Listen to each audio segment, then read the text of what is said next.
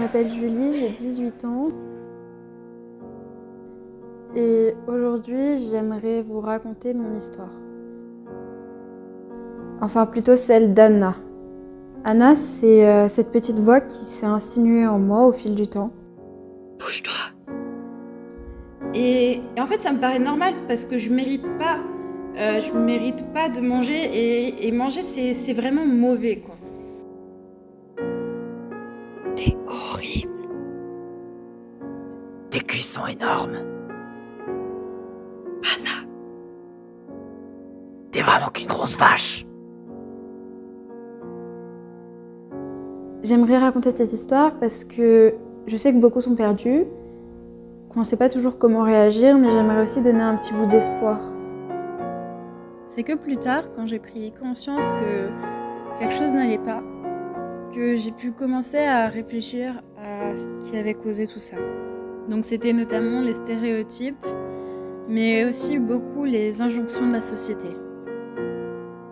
À tout prix, au point que un jour, j'ai commencé à maigrir, mais plus je voulais me voir mince, avec clavicule apparente, plus je me voyais grosse. Mais non. Quand ma grand-mère m'a vue, elle a fondu en larmes. Et j'ai eu le déclic. Je devais vivre, mais pas comme une ombre. La guérison, ça a été des pas en avant, des pas en arrière, des larmes, de la peur. Mais surtout, ça a été cette petite voix qui a peu à peu disparu, laissant place à moi-même.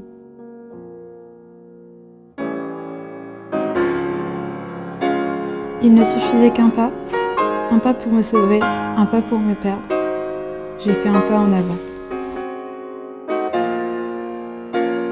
C'est une maladie à la fois courante, mais très peu connue, et un peu taboue. Alors, à travers mon récit, j'aimerais vous faire prendre conscience de l'ampleur de ces maladies et aussi qu'en fait, il y a un espoir pour tout et qu'on peut aider même par les plus petits gestes du quotidien.